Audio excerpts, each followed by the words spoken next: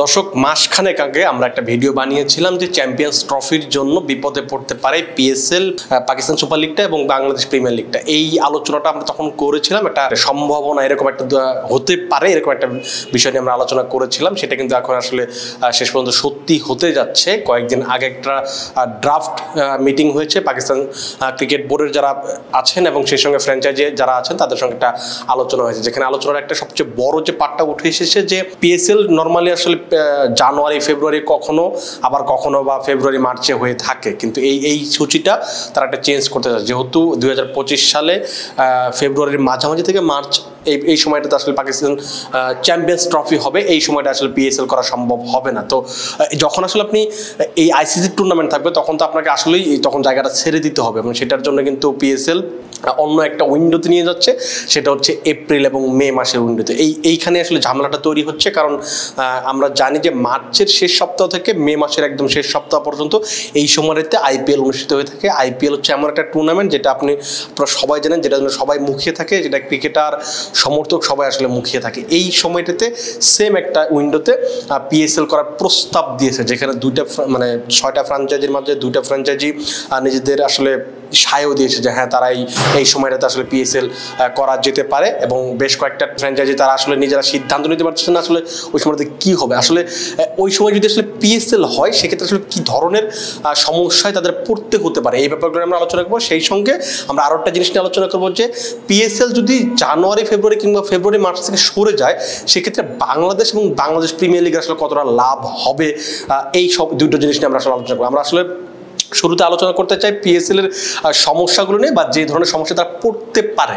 এখন আপনি যদি পাকিস্তান সুপার লিগটা যদি আপনি আইপিএল এর সময় আয়োজন করেন সেক্ষেত্রে সবচেয়ে বড় সমস্যা যেটা হবে যে আপনি বিদেশি ক্রিকেটার নিয়ে আসতে পারবেন না। নিয়ে আসতে পারবেন কিন্তু আপনি আসলে যে ধরনের বিদেশি ক্রিকেটার লাস্ট কয়েক বছরে পিএসএল এ খেলে গেছেন, রশিদ খান, আপনি রাইলি রুশোর কথা বলতে পারেন, কাইরন পোলার্ড, আন্দ্রে রাসেল, এদের আপনি আসলে কখনোই নিতে পারবেন না। কারণ এই সময়টা যখন আইপিএল হবে, আইপিএলের সাথে তাদের কমিটমেন্টটা এত ভালো এবং সেখানে আসলে টাকার পরিমাণটা এত বেশি, আপনি তাদের আসলে সেখান থেকে নিজেদের এখানে নিয়ে আসবেন এটা আসলে খুবই অসম্ভব একটা ব্যাপার।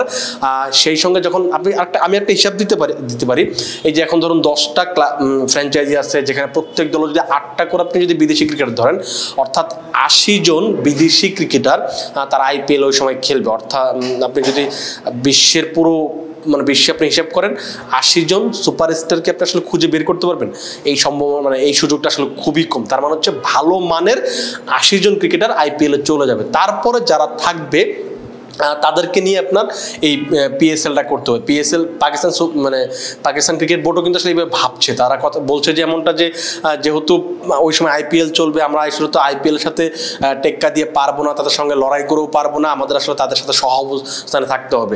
এখন সহ অবস্থানটা কেমন, তারা পিএসএল এর ড্রাফটটা করবে যখন আইপিএল এর ড্রাফট হয়ে যাবে, সেখানে তারপরে তারা ড্রাফটটা করতে চায়। তার কারণ হচ্ছে যে আপনি যদি একটা উদাহরণ হিসেবে ধরে নিতে পারেন যে এবার ফিল সল্ট, যদি জেসন র যদি নিজেকে সরিয়ে না নিতেন তাহলে কিন্তু ফিল সল্টের এবার কলকাতা নাইট রাইডার্সের হয়ে খেলা হতো না। আপনি এবার 1 মাসের জন্য উইন্ডো থাকায় জশ হ্যাজেলউড খেলতে পারেননি আইপিএল, জেসন হোল্ডারের মতো ক্রিকেটার খেলতে পারেননি, আরও অনেক ক্রিকেট আছে যারা আসলে আইপিএলে দল পান না।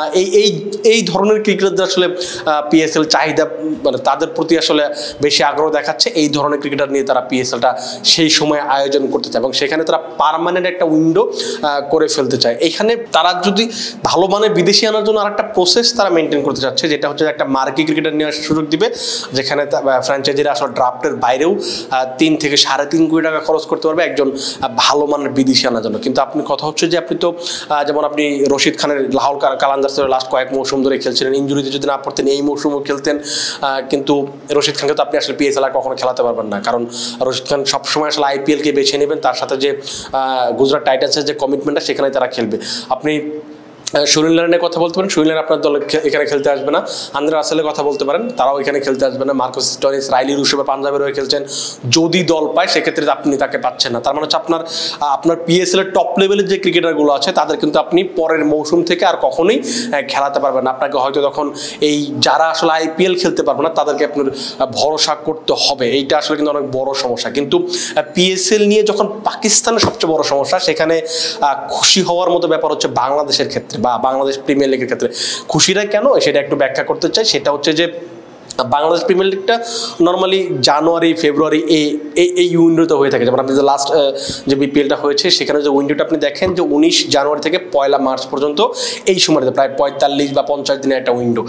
এই সময়টাতে বিপিএল আসলে একটা বড় সমস্যায় পড়ে, কারণ হচ্ছে যে যেহেতু সাউথ আফ্রিকার এসএ টি20 হয়, ইন্টারন্যাশনাল লিগ টি20 মানে যে সংযুক্ত আরব আমিরাতে যে টুর্নামেন্ট হয়, এই টুর্নামেন্টের কারণে খুব বেশি বিদেশি আসলে বড় তারকাদের নিয়ে আসা সম্ভব হয় না। এবং শেষ দিকে যখন আসলে এরা এই টুর্নামেন্টগুলো শেষ হয়ে যায় ফেব্রুয়ারির মাঝামাঝি গিয়ে, তখনও বিপিএল শেষ হয়ে যেতে প্রায় 20 দিন বা 22 দিন বাকি থাকে। তারপরেও কিন্তু আসলে ক্রিকেটদের পাওয়া যায় না, কারণ হচ্ছে তারা তখন এই টুর্নামেন্টগুলো খেলে পাকিস্তান সুপার লিগে খেলতে যায়। তার মানে আপনি হচ্ছে, কারণ পাকিস্তান সুপার লিগ শুরু হচ্ছে 15 বা 16 17 এই ফেব্রুয়ারি এই সময়টা থেকে।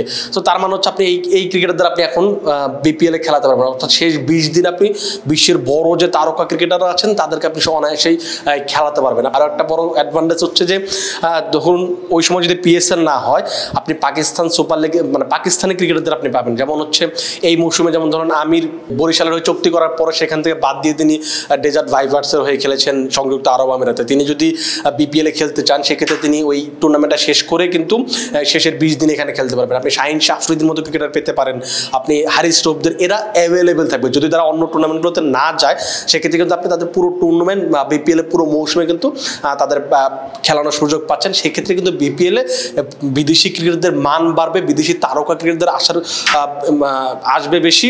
সেই ক্ষেত্রে যে জিনিসটা হবে যে বিপিএলে মানুষের আগ্রহটা বাড়বে। এবং ফ্র্যাঞ্চাইজিদের সবচেয়ে বড় একটা আক্ষেপের জায়গা ছিল যে তারা যেহেতু একসাথে 3টা টুর্নামেন্ট হয়, 3টা 4টা, ওই সাথে আবার বিগ ব্যাশ আছে, নিউজিল্যান্ডের সুপার স্ম্যাশ আছে, মোট 5টা টুর্নামেন্ট হয় ওই জানুয়ারি ফেব্রুয়ারি মার্চ এই উইন্ডোটাতে। তো 5টা টুর্নামেন্ট যখন হয় তখন আপনি আসলে বিদেশিদের নিয়ে আসার জন্য খুবই টাফ। এটা নিয়ে আসলে বারবার আসলে ফ্র্যাঞ্চাইজিরা আক্ষেপ করেছে, কুমিল্লা কিংবা ফরচুন বরিশাল এই মালিকরা যারা আছে তারা আক্ষেপ করেছে, কিন্তু এই আক্ষেপটা কিন্তু থাকবে না। কারণ আপনার হাতে তখন যেহেতু ওই এসএ টি20 কিংবা ইন্টারন্যাশনাল লিগ টি20 শেষ হওয়ার পর যখন একটা বড় উইন্ডো থাকবে বা সময় থাকবে, তখন কিন্তু আপনি যে কোনো বিদেশিকে বাংলাদেশ প্রিমিয়ার লিগে আনতে পারবেন এবং তখন আপনি শুধু টাকা খরচ করতেই চাইবেন। সেটা কিন্তু বাংলাদেশের জন্য খুবই ভালো ব্যাপার। আমার যদি পিএসএল, আরেকটা জিনিস হচ্ছে যে শুধু বিপিএল না, বাংলাদেশের ক্রিকেটারদের জন্য কিন্তু একটা ভালো সংবাদ যে পিএসএলটা অন্য টাইমে চলে যাচ্ছে। কারণ হচ্ছে দেখুন, আপনি যদি লাস্ট কয়েক বছরে পিএসএল এর ড্রাফটের তালিকা দেখেন, সেখানে প্রায় বাংলাদেশের 15 থেকে 20 জন করে ক্রিকেটার প্রত্যেকবার নাম দিচ্ছেন, কিন্তু আসলে কেউই আসলে সেভাবে দল পান না। সাকিব লাস্ট মৌসুমে পেয়েছিলেন কিন্তু খুব বেশি ম্যাচ খেলার সুযোগ পাননি। কারণ হচ্ছে যে যেহেতু বিপিএল আর পিএসএল একটা বড় ক্ল্যাশ থাকে, ধরুন আপনি শেষ 20 দিনে বিপিএল থাকে, তখন হচ্ছে পিএসএল এর শুরুর দিকে প্রথম অংশটা চলে, ওই সময় আপনি আসলে বিপিএল বাদ দিয়ে আপনি পিএসএল খেলতে যেতে পারবেন না। যখন আসলে বিপিএলটা শেষ হয়ে যায় তখন আবার ঘরের মাঠে আফগানিস্তান বা শ্রীলঙ্কার সাথে প্রত্যেক বছরই একটা করে টুর্নামেন্ট মানে সিরিজ থাকে। সো আপনি আসলে জাতীয় দলে খেলা বাদ দিয়ে আসলে পিএসএল খেলতে যেতে পারবেন না। এই কারণে কিন্তু বাংলাদেশের অনেক ক্রিকেটার নাম দেওয়ার পরও দল পান না। কিন্তু এখন যদি এপ্রিল মেতে আসলে পিএসএল টুর্নামেন্টটা হয়, সেক্ষেত্রে বাংলাদেশের ক্রিকেটারদের সুযোগটা বাড়বে। কেন বাড়বে? কারণ হচ্ছে যে আপনি যদি এই সময়টা দেখেন, আইপিএল যে সময়টা হয় সেখানে বাংলাদেশের খুব বেশি থাকলে একটা সিরিজ থাকে। আপনি মুস্তাফিজুর রহমানকে সে এক সিরিজ, যেমন এখন ধরুন জিম্বাবুয়ের সাথে খেলছে, আপনি যদি এই একটা সিরিজ বাদ দেন, বাংলাদেশের ক্রিকেটারদের তখন হয়তো 30-35 দিন বা 40 দিনের জন্য পিএসএল খেলতে দেখা যেতে পারে। যখন আপনি যখন একজন ক্রিকেটারকে যখন 23 বা 30 বা 35 দিনের জন্য পাবেন, কিংবা যখন আপনি বড় বড় তারকাদের না পাবেন, তখন কিন্তু এই বাংলাদেশের ক্রিকেটার তার কদরটা পারবে। আপনি তাসকিন তখন দল পাওয়ার সম্ভাবনা পাবে, সাকিব আল হাসান তখন অনায়াসে দল পাবেন। সাকিব আল হাসান এমনিতেও যদি তিনি উইন্ডোটা খালি রাখতে পারেন তিনি অবশ্যই দল পান, কিন্তু আপনি যদি অন্যান্য ক্রিকেটারদের কথা চিন্তা করেন তারা হয়তো তখন দলটা পাবে। এটা কিন্তু বাংলাদেশের জন্য খুবই পজিটিভ দিক যে আপনি একটা পিএসএলে আপনি খেলতে পারবেন, আপনার 5-6 জন ক্রিকেটার যদি খেলে, এটা কিন্তু খুবই ভালো জিনিস। এখন দেখা যাক, এটা এই আগামী মাসে একটা বড় চূড়ান্ত বৈঠক হবে পাকিস্তান সুপার লিগ এবং লিগের যে ফ্র্যাঞ্চাইজিগুলো আছে তাদের সঙ্গে পিসিবির একটা বড় বৈঠক হবে। সেখানে ইএস ক্রিকেট বোর্ড যেটা বলছে যে এই সিদ্ধান্তটা হয়তো চূড়ান্ত হবে এবং পিএসএল যদি আসলেই এপ্রিল মেতে শিফট হয়ে চলে যায়, সেক্ষেত্রে বিপিএল এবং বাংলাদেশের ক্রিকেটাররা আনন্দ করতেই পারেন, খুশিতে নাচতেই পারেন। আমার কাছে এটা মনে হয়। আপনি আসলে কীভাবে ভাবছেন? আপনার কাছে কী মনে হয় যে যদি পিএসএলটা সেখানে সরে যায়, বিপিএল কতটা লাভবান হবে এবং বাংলাদেশের ক্রিকেটাররা আসলে কতটা লাভবান হবে? আপনি কিন্তু কমেন্ট বক্সে জানাতে পারেন। আপনারা তো আপাতত আপনারা ভালো থাকবেন, সুস্থ থাকবেন এবং ক্রিক ফ্রেঞ্জির সাথেই থাকবেন।